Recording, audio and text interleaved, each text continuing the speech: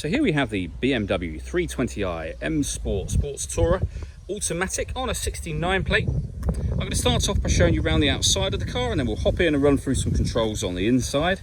But from the outside, you can see it's a 5-door car with alloy wheels and tinted windows. Let's start off inside the boot and then work our way around the rest of the car from there. So the tailgate on this car will open electronically. You can do that from the button on the key. As we approach the back of the car, you'll see we have reversing sensors. Plenty of boot space as well, along with those 3 individually folding rear seats should you wish to increase this space even further. Okay, so we're just going to work our way back round to the front of the car, and then we'll hop in and run through some controls on the inside. But now that we've done a full circle of it, you can see it's in excellent condition the whole way round. Just briefly before we climb in, I think it's what we're seeing the interior from this exterior point of view. You get full leather seats. There's plenty to run through on the dashboard, so let's hop in and we'll do that right now. Okay, now that we're inside the car, we're going to start with the dials. On the far left-hand side, we have the fuel gauge, followed by the speedometer, then the rev counter. At the bottom in the middle, you can see the total miles for this car are 5,677. The information displayed above that can be changed using buttons on the steering wheel for various bits of fuel economy information. Back around to the beginning again. If we back out to the steering wheel, on the left-hand side, we have cruise control and speed limiter, and on the right-hand side, stereo and phone controls. The minus and plus paddles so that you can change gear up and down manually with this automatic gearbox should you wish to. Over in the center we have BMW's business nav. So obviously this is where you will find your satellite navigation.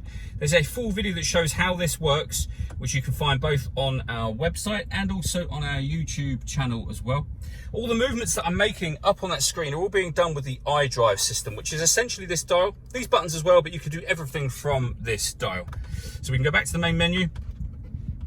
We can go into our music options, and you can see there that we have DAB radio, FM and AM radio as well, a CD player.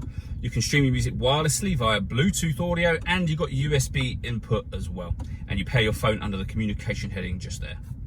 Working our way down, we have the CD player and the main volume for the stereo. We then have dual zone climate control, so you can adjust the passenger temperature, the driver temperature. You can increase and decrease the fan speed.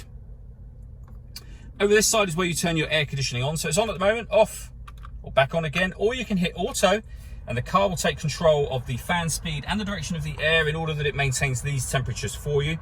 You can override that anytime you want. Just press the auto button and you'll go back to whatever setting you want it on. We've also got heated driver and passenger seats, both with 3 different heat settings each. Underneath that we have the slider here with 2 cup holders underneath. We have the fully automatic gearbox, and then these buttons just here. So firstly, this one turns off the traction control, and this will change the driving setup of the car. So we can put it into sport mode, sport plus mode, which is the same as sport, but gives you dynamic traction control, so slightly limited traction control basically. We have comfort and Eco Pro mode. So comfort mode is your everyday driving basically.